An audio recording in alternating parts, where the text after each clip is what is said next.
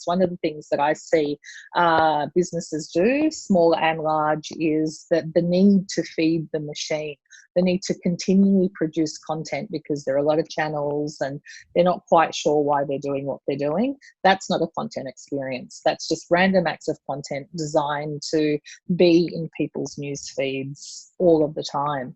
And there's a really big difference between always on and publishing and creating content every day, which is really not necessary in today's world. You really don't want to clutter people's news feeds with content that actually doesn't add any value.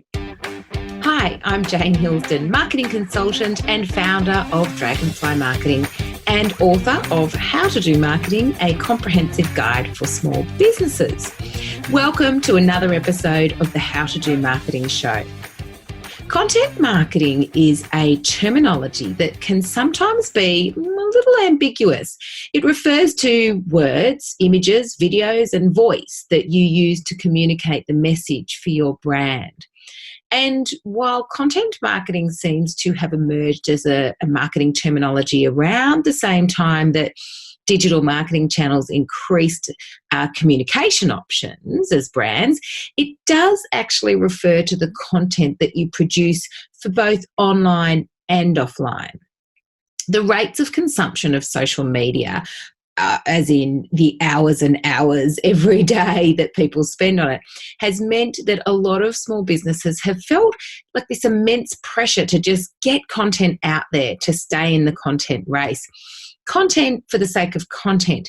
But today we're going to hear why that is not a good approach to your content marketing from the fabulous Zeina Khodr. Zeina is the founder and the managing director of strategic communications and marketing agency Paper and Spark. Her experience is pretty amazing and spans digital and social media, content marketing, advertising and publishing, business consulting, product management, strategic marketing, and brand development. I first met Zeina when I attended one of her content marketing presentations through the Australian Marketing Institute. We went out for several lime margaritas afterwards and since then have been firm friends. I'm excited for you to meet her too, so let's get stuck in. Okay, Zeina, so what is the definition of content marketing? Well, Jane, I tell my family something different to what I tell my students, to what I tell my clients. I'll start with what I tell my family. And the way I kind of describe content marketing is really about storytelling. In its simplest form, I suppose we've been telling stories since cavemen etched pictures on walls. Aborigines have been telling oral Dreamtime stories for over 40,000 years. And we help brands and organisations tell stories in a world that really demands radical engagement and attention. And what I tell my students is a little bit different. I like to compare content to tofu.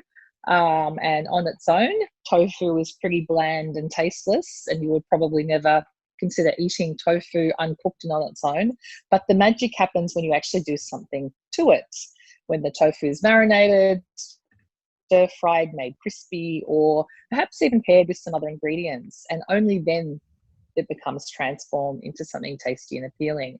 And so I really liken content to tofu. It's the same unless you add context, imbue it with meaning, interest, make it engaging and valuable, and then you can actually call it content marketing. Wow. And then finally, here's what I tell my clients. Content marketing is actually a long-term strategy that focuses on building a really strong relationship with your target audience or your customers by giving them something that's high quality in the form of engaging stories that's really relevant to them on a consistent basis. And that builds trust. So they're my three definitions. I love it. I love that you've developed three definitions for three different audiences. Like that's just like the ultimate marketing thing to do, isn't it? Yeah. That's brilliant. And I love your description of or your analogy, I guess, or your comparison to tofu, in that you can produce a bit of tofu, you can even spend money on a quality bit of tofu, but unless you actually layer it and marinate it, as you said, with, context and I guess some energy, it really stands to just be another piece of tofu. And there's a lot of small businesses, there's a lot of large businesses, Zeina, that I think are really guilty of that, ticking the box of tofu, of content, Absolutely. but not giving it enough context. So when you say clients, who are some of the clients that you work with? So we work with everyone from really, really big brands, financial services, to big pharmaceutical companies, to small businesses who are really trying to connect with an audience. And, they think about content in lots of different ways. Sometimes it's the long game, which is really what content marketing is about. And sometimes it's really about the short game, which is more on the performance marketing side of things. So if we break that down for small businesses who might not, know the difference between the long and the short game, what's an example of what we're trying to achieve with the long game with content marketing? Look, I think because content marketing is a long-term strategy, it's very different to what I would consider short-term performance-based marketing, which I actually think lots of businesses are really addicted to. Yeah. And so when I talk about long game, it's a different thing. Performance-based marketing is for short-term activation or lead gen if you're in the B2B space, if you're a B2B business. So it's very bottom of the funnel designed to lift short-term sales. Yeah. Whereas content marketing gives you an avenue to build your brand for the long term. So the best analogy I have is too much time spent picking the low-hanging fruit or short-term sales means less time watering the tree. So eventually the tree stops growing. Gosh, so content marketing analogies. It gives you a really great avenue to build brand for the long term. So when I talk about what we do as a business or what clients should really be focused on, as I say, we're firmly in what I call the audience and brand building business with a side hustle in short-term performance marketing. So we're really focused on watering the trees and then picking ripe fruit to get the balance right. And I believe businesses need to do both, whether you're 100%. Small or large. Yeah. I love your analogies. These are brilliant. So long term is about brand building, and short term performance is about driving those performance indicators, as you said, which might be, lead generation, revenue, even sales generation if people are using their content on social to sell things. Absolutely. Okay, great. So now that we have more of an idea of what content marketing is and what it's kind of used for businesses, let's go a little bit further. You recently contributed to an article in the B&T magazine. So B&T magazine is one of the marketing and advertising industry's major publications. You contributed an article, and the heading of the article was "Fuck Content Marketing. It's about the content experience." So can you talk us through the concept of content experience? Okay, so I think here's another kind of definitional thing that differs between, say, content and content marketing. But to keep it really simple, a content experience is that kind of rich environment in which your content lives. It's about how that content is structured and how it works with the entire digital ecosystem of paid, earned, owned, and shared assets, and how it compels your prospects or your customers to engage with your brand or company. It takes everything into account. I mean, everything from how people consume and interact and engage with your content, how you package it, how you deliver and recommend content in really meaningful ways, from first touch to sales and beyond. And if you look at right now, I mean, we live in a world of Netflix, Tinder, Spotify, and increasingly TikTok. So ensuring your content's really personalized and relevant is part of that content experience. Right. Yeah. So it's the experience that the consumer of the content is having with the content that you're producing. So again, if we deep dive into experience, what do you mean? Like, are they kind of reacting to this in an emotional way? Like, are they having an experience that rather than just seeing the content, they're, becoming emotionally involved with the content? Yeah, partly. I think there's a lot of touch points that as businesses we really need to care about, and it's actually enabling that consistency and the content experience that the user has at every point along the brand journey. I've got one of my favorite sayings is from Jay Bayer, who's an excellent content marketer and is quite well known. It's about really avoiding random acts of content created to fill channels. One of the things that I see businesses do, small small and large, is that the need to feed the machine, the need to continually produce content because there are a lot of channels and they're not quite sure why they're doing what they're doing. That's not a content experience. That's just random acts of content designed to be in people's news feeds all of the time. And there's a really big difference between always on and publishing and creating content every day, which is really not necessary in today's world. You really don't want to clutter people's news feeds with content that actually doesn't add any value. 100%. And I think, I have found Instagram a bit of an encourager for that because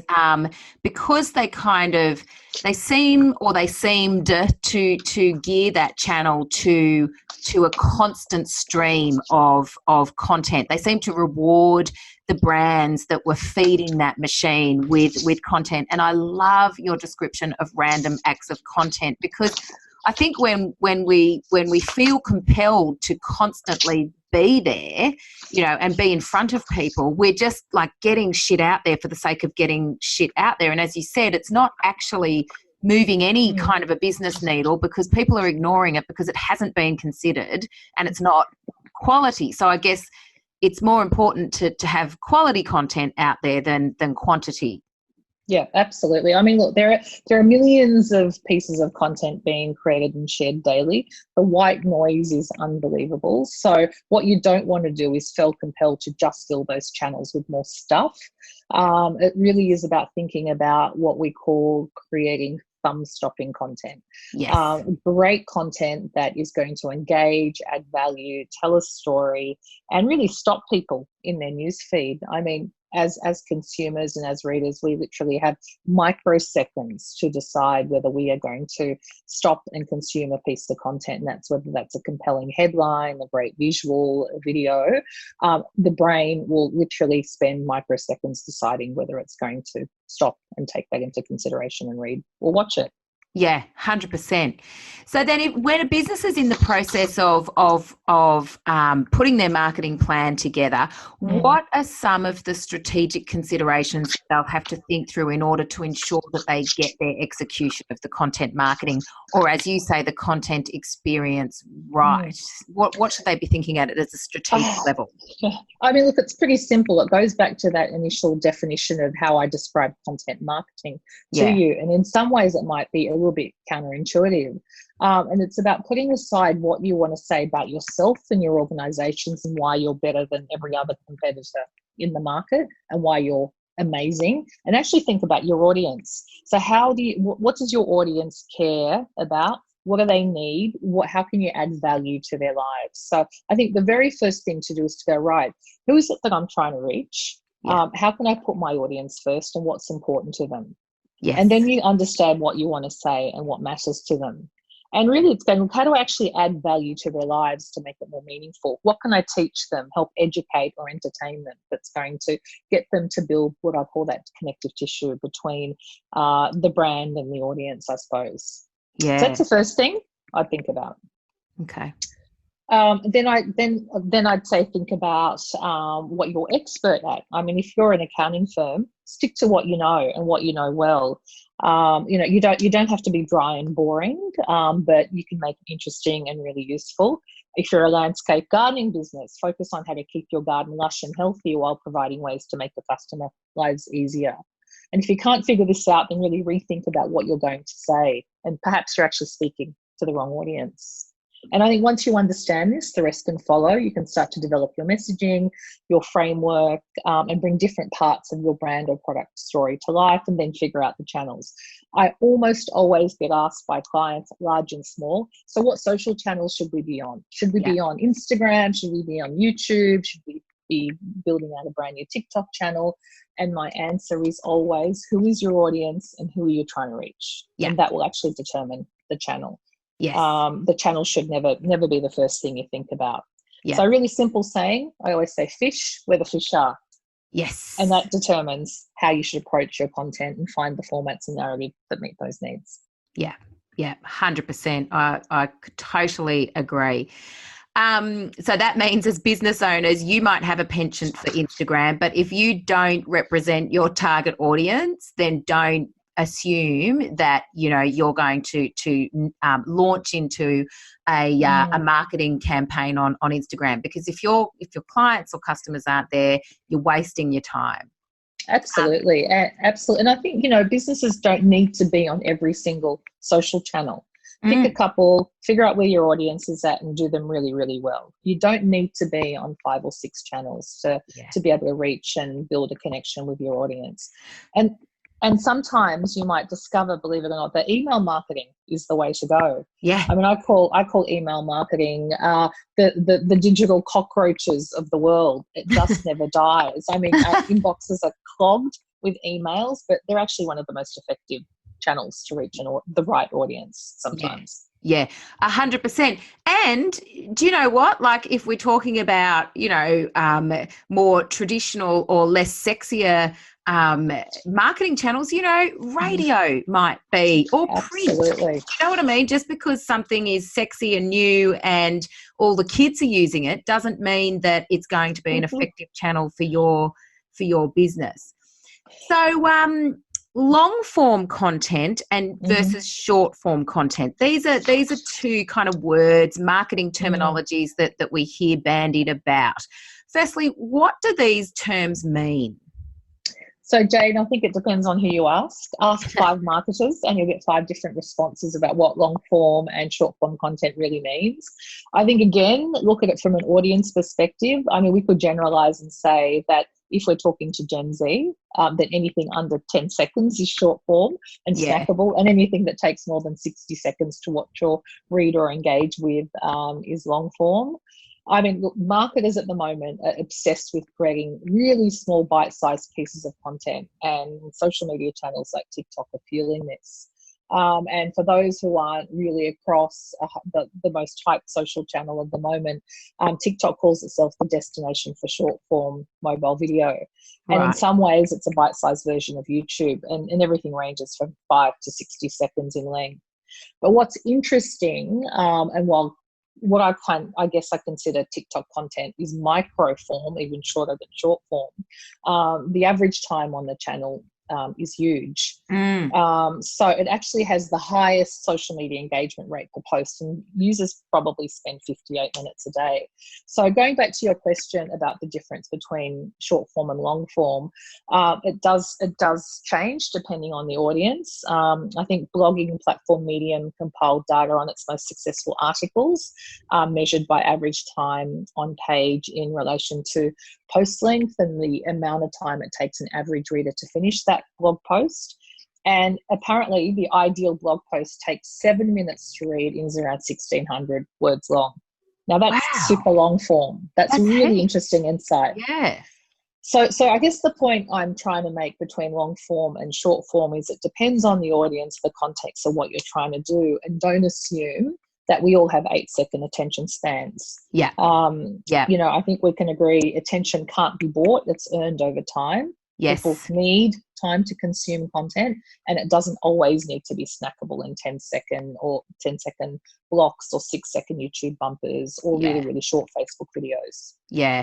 And I'm finding a couple of comments about that. I remember one person actually positioned content and length of content once, and they compared it to a movie. They said humans, regardless of our kind of tightening attention spans, now, because we've got so much information to consume, humans will actually engage in longer term attention, spending if they are engaged. So if you only have to look at, you know, the way that people binge Netflix series, or even just sit down and watch a movie. Like a movie goes for 2 hours.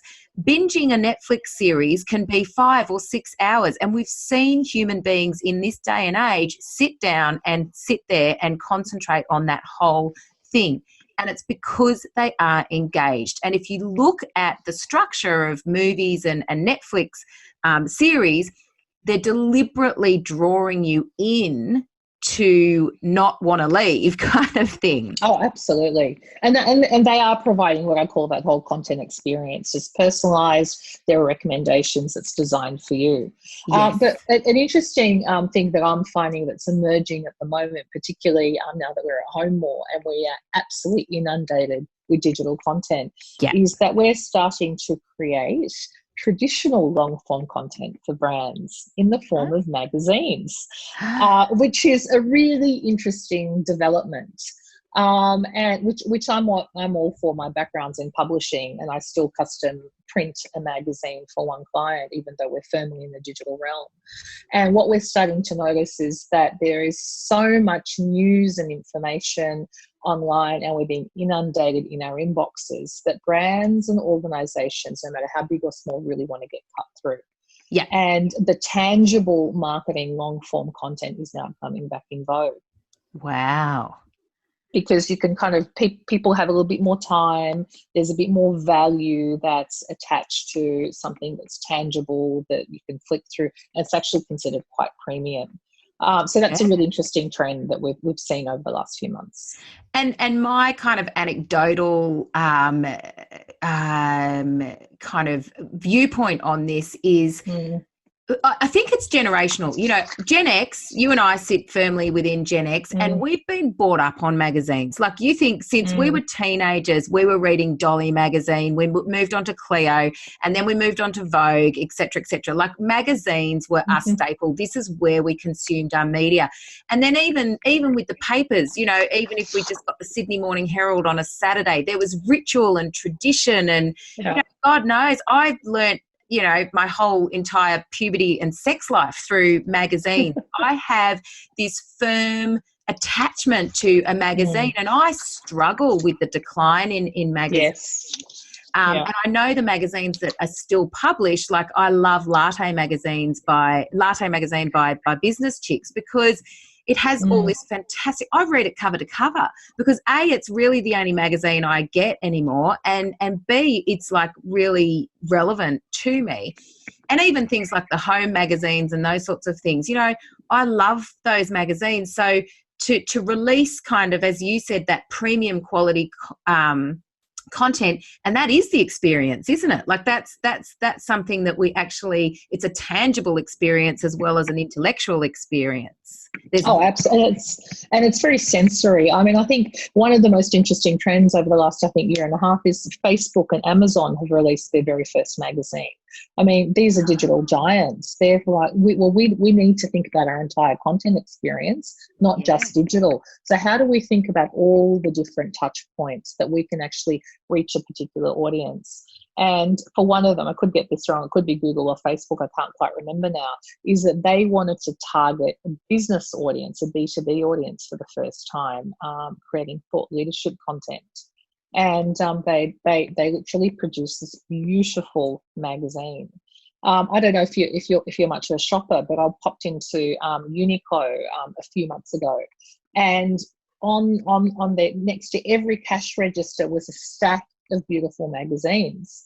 And I'll send you a photo because I couldn't resist. I had to take a photo of it. I was blown away.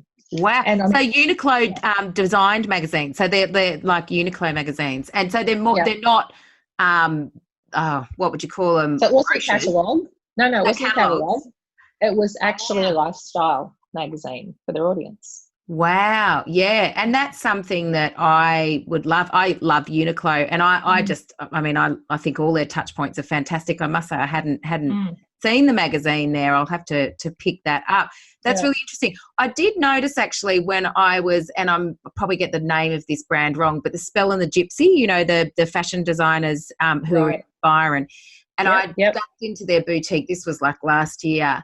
And they had their, like, it was a magazine, but it was more like a longer, like a evergreen kind of magazine, and it talked about the brand story. I mean, it did have a little bit of dynamic content with stuff, you know, seasonal fashion from that year, and it had some storytelling. But I was like, it was such a beautifully designed piece of, you know, content. I was like, I just want to have it and hold it and look at it and, you know, feel it. And largely, like, this content, it's mildly interesting to me, but it's just how beautiful and tangible, and I feel like I can't actually fit into or afford a lot of the stuff in the store, but I can take away this little beautiful piece of what you represent and what I actually, really appreciate about your brand. I thought it was fantastic. Absolutely.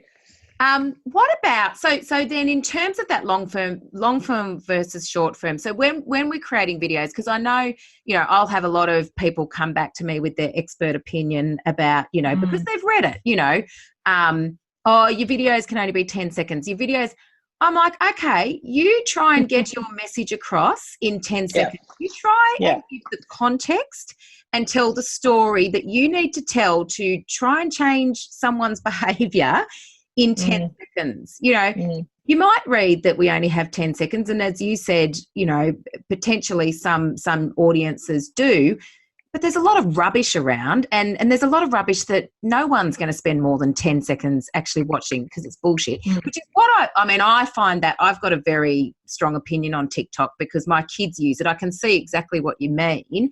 They get lost on it. And I look at the content and go, what the hell are you even looking at this for? Like, it's pretty rubbish. It's insane. It is not adding anything to the universe apart from entertaining you maybe slightly. But because they're quite young, I only see what's in their feed. I haven't seen what, other people are doing to attract perhaps a larger audience. But in the space of kind of Facebook and Instagram, where most people kind of are in terms of audience, above the age of 30, well, actually, no, Instagram's different. Instagram's got a lot younger audience. What do you think with our videos? Video. Yeah, look, it's an interesting one. So look, I'm with you. I mean, I don't think there's a lot you can say in 10 seconds. You can certainly build brand, grab people's attention. We know that on Facebook, people tend to watch video with the sound turned off. On YouTube, they tend to watch it with the sound turned on.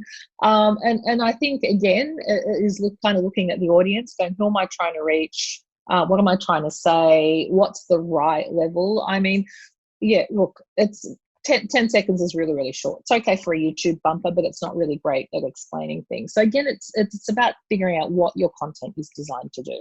What's the goal of that piece of content? Is it an explainer? Is it designed to educate? Do you just want to entertain? Do you want people to click to find out more, to drive traffic to your website? So I think there's no kind of one answer. Is it long form or short form? It depends on what you're trying to achieve. But look, the other thing I'll say is that the audience you're trying to reach, and also regardless of age, I mean, I really do call bullshit on people having 8-second attention spans, as you probably know, is that people don't actually have trouble paying attention. As long as what you create is worthy of that attention. And it's worth reassuring that worthy means something different to different audiences. So that one of the longest videos on YouTube, it's ridiculous, is of people watching a live stream of a couple of two people putting elastic bands around a watermelon. And it went on for over an hour and people could not stop looking away. And I know it's a ridiculous example, but even something as simple as that, people were compelled to watch and they could not turn away. And then I kind of look at some of the ads that IKEA have done that are quite long form. I mean, they're 2 or 3 minutes. And they're mundane, and it is literally about someone washing the dishes. Nothing's happening, but they're washing the dishes. And we're all dying to find out what happens at the end. It's just like we're waiting to see, will this watermelon explode? I mean, how many elastic bands do we put around that watermelon? So again, we don't have trouble paying attention, back to your point on Netflix. It's about making sure that what you're creating is worthy of that attention. And storytelling is a way to do that. Yeah. And I think that comes back to just because you've got an iPhone and just because you know how to upload a video to Facebook, don't just assume that you can put any old stuff up there and that will grab. You know, there's a reason that there's I mean, obviously the watermelon is an example of someone's just thought of that, but it's still tapping into that human curiosity of what's going to happen kind of thing. You're sitting on the edge of your seat. What's going to happen? So there probably is a little bit of method to that madness. And I think, you know, my reference for that is when, you know, you're scrolling through Facebook and you see those compilations that they put together where they're, I don't know, like icing, you know, cooking a cupcake and then icing it, and the process that they go through, and they kind of time lapse it so it goes really quickly. And it's so inane, but it's cathartic. You know, you're just watching the process of that, and it is addictive. Or, you know, when people compile a little bit of artwork using a, you know, funny bit of glue, or, you know, something like that. There is a reason for that. And again, I'll take it back to about storytelling, but it's really simple. Things like recipes and artwork have a beginning, a middle, and an end. So going back to kind of the watermelon, yes, or your recipe, people really want to see what happens at the end, what the end result is going to be, and that's what in storytelling we call adding some tension. Believe it or not, is we don't want to leave something that's unfinished. So if your content can actually figure out how to create peaks and troughs through its storytelling, you'll capture your audience's attention. Yes, I love it. Perfect. Yes, that's a really good tip there. Okay, so on the topic of storytelling, beginning, middle, end, great. I think that's the fundamentals. Can you provide us with some examples of how businesses can incorporate storytelling into their content so that they can amplify their results? Like, what are some of the stories that businesses can tell? Okay, so first let me kind of set the scene a little bit, and I'll hopefully give you some really good examples. But I'm also going to talk a little bit about why storytelling is important in neuroscience. But would you believe if I told you that on a daily basis, average Aussies see more than 2,000 ads, we get about 120 emails. I think at this stage we spend about 2 hours and 40 minutes browsing the web via our mobile phone, and we all have about 3 to 4 connected devices. That's unbelievable. Like, we live in the age of what I call digital distraction, and it's incredibly hard to cut through the noise and get someone's attention and be heard. So how do you cut through the noise? And a good story is a great place to start. What we know is the stories that break through, and a good brand or a business can really create great connections with storytelling, because as human beings, we're actually hardwired for stories to connect with those around us. Like, it's innate in us. And if we kind of look at the neuroscience, the most basic explanation I'll kind of give you of why it works is that when we tell a story, or when we hear a story, our brain releases oxytocin. And oxytocin is the love empathy chemical, and that's what builds the bond between the storyteller and the listener. And it makes it more memorable, it humanizes the storyteller and your brand, and promotes a much deeper understanding. And what we do know as a fact is that stories are 22 times more likely to be remembered than facts alone. Wow. And that's mind-blowing, right? So my favorite saying is that the neurons that fire together wire together. If you can get the brain firing, we'll remember more about what we're told. So if I had to ask you, you know, your earliest childhood story, you'll probably be able to reel that off for me. We often start talking to people we start by telling stories, and that's a way to kind of build that connection. So a great example is, if you've got a brand, if you can find a way to tell your organizational brand or product story that connects emotionally with an audience, they're more likely to remember you, and have a positive feeling about your brand. Right. But the key is really to be authentic and genuine, because people can tell when it's a bit forced. So when they're looking at those stories, should they be telling stories about themselves, the people in their business, like their customers? Is that the kind of stories that they need to be telling? Yeah. All of those are great stories. I've got like 4 rules I use for storytelling, really, really simple rules that anyone can apply. And if you can use 2 of those 4 rules, is a really great way. So the first thing is you need to figure out how you need to be relatable in your story. Yeah. So you need to be able to see yourself in the picture and go, yep, I can absolutely relate to that. The second one is really interesting. It's what I call fluency.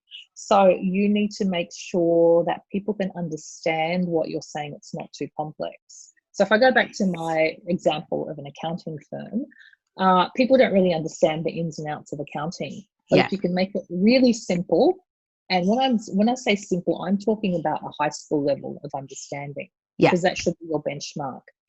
So relatability, number one, make it relatable, make it fluent, easy to understand. The next one is make it interesting or add some novelty to make it different. Or thumb stopping. And the final bit, which we were talking about, so recipe videos, is what's that tension? What's going to happen at the end to keep me hanging on and to keep me watching? And so they're what I call the 4 rules of storytelling. And the way that brands and businesses can do this is to use probably the oldest and most traditional form of content marketing, which is what I call word of mouth marketing. And that is about getting people to tell your story on your behalf. And that could be testimonials or case studies, but they've got to have those elements of relatability and fluency, intention, and a bit of novelty. So it can't just be a customer that says, you know, I used such and such law, the service of such and such law firm, and it was good. Because that's not creating tension and it's boring. Okay, that's awesome. I love it. So they're my tips, and I would say give your customers a really good story to tell, and you know what? They will actually tell it on your behalf. Because no one ever said, let me tell you about a perfectly adequate experience I had recently, ever. No, not unless they're held at gunpoint. Exactly. So I had an amazing experience, believe it or not, with Apple. Is it Apple? Yeah, Apple over the phone. I mean, my iPhone was locked. It was my daughter's iPhone. We didn't have the password. I'm like, oh my God, I don't really want to go into the Apple Genius bar. This is a nightmare. I'm not going to be able to find the phone to restart the phone. As we all know, it's really hard to do. And then I thought, you know what? I'll give Apple Genius bar a call, because there was a number on their website. It was a Saturday. I had time to spare. And I had the most amazing experience over the phone with a relatively big brand that you think there's hundreds of people waiting to speak to them. And the experience was so great. Within 40 minutes, it was personal. It was customized. The person on the other end was very down to earth and gave me the time. Within 40 minutes, I'd solved my problem. And I reckon I told probably 10 people about my amazing experience. So if you can bottle that as a business and get people to tell that for you, and turn that into a great video or a great story, then that's going to work wonders for you. And that's where marketing crosses and I guess penetrates into the business as a whole. So marketing can't just sit in isolation. And whilst marketing performs a specific function, it's got to be backed up, or it's going to be made so much more effective if the operations of the business amplify it. In exactly that case study or that example there with you with Apple, you know, they obviously are a brand that spend so much money on creating a brand that people aspire to, that want to be part of. You know, they are like the worldwide example of best practice brand marketing. But if you were to get to their shop front or their customer service line, as you said, and have a negative experience, like, all of that marketing budget is almost wasted. But instead of giving that negative experience, they've given you an amazing experience. So they've just amplified, I guess, a free version of their marketing by, you know, enabling you to go out and now tell that story, which is so much more compelling to other people than seeing a big billboard on the side of the road. Because they do one thing really well. They put their audience or their customer first. And ultimately, and they've certainly got all of us marketers convinced. So small businesses generally have a small budget when it comes to creating content. Most of us are producing it on the smell of an oily rag. with that in mind, what should we prioritize? Because I'm a big believer in you've got, I mean, there has to be money spent on marketing. So if we're going to get some money spent on this to make sure we're producing quality, not quantity, where should we be investing that? Okay, so I'm probably going to sound like a bit of a broken record, but the first thing to do is figure out what your audience is interested in and how you can help them. I mean, the second thing is, not everyone, like you said, not everyone has the whole deal of spare dollars to spend creating big fancy videos that tell beautiful brand stories. So I always say sweat your assets, find ways to make your content marketing work hard by investing in fewer quality pieces that you can break down, or what I call atomize into smaller pieces, because that's going to really help you maximize your marketing spend. And the other thing I alluded to earlier is that being always on doesn't actually mean having to create content every day. So a great mantra is to think fewer, bigger, better, particularly if you're amplifying on social channels. It's a pay-to-play world. So if you're a small business, thinking about fewer, bigger, better, and how to amplify that content to the right audience is going to work harder for you. Yes. And then you can kind of figure out where else some of that content lives. Yes. And content that has impact can be cut up in numerous ways to work for the right channel. So I really like using, a really well-tried method of hero hub hygiene content. What's those 2 or 3 really big hero pieces we're going to create throughout the year? Is it a great video? Is it an ebook? Is it what is it going to be? And then how do we break them down to suit the channels? Yes. And make sure that they're evergreen where possible. Yeah, and that's a great idea. So just, I guess that's just being really efficient with your spend. And I guess the planning consideration going into that is, okay, we're going to hire the videographer for a day. What can we produce within that day? And then, what larger forms, as you said, what branding pieces can we get? And then can we break that up into little vox pops or little quotes that we might be able to kind of share out on social media as separate little bites? But it does require a bit of planning and forethought to make sure that you're kind of really maximizing the time that you have with a videographer or a photographer or whatever you're or a copywriter, whatever you're using to kind of get your content produced. And I think that's the key. I think you're spot on. It's about that planning up front. It's where we spend a lot of time as a business doing content strategy for organizations to figure out, what's your authority to publish or create content? That's the space that you should be in. How does that look over the long term? So a lot of time is spent on the planning, and then the actual content creation I always see is almost in some ways the easier part. Yes. Because once you've figured all that out, it's actually really easy to come up with creative ways to create big pieces of content and then customize them for the channels, if you know what you're trying to say. Yes, absolutely. Perfect. And then finally, so we've planned out our content, we've gone and been really efficient and got it all organised and created, and we've started to post it out via our channels and use it on email and chuck a bit on our website and wherever else we can. Now, how do we measure it as small business? Like, what are the measurement metrics that we wrap around content to see if this investment is kind of making a difference to our bottom or top line? And I think it's a question that lots of small businesses grapple with. We're forever trying to convince clients, whether they're large businesses or small, that we're not that interested in vanity metrics such as likes. What we're really interested in is how people are consuming that content. For example, if it really is content marketing versus performance marketing, are they spending more time on site?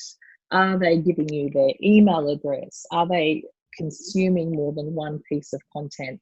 Are you able to push them down the funnel? So longer term, it does turn into a conversion. So the metrics vary, very much dependent on your goals and objectives of what you want that piece of content to do.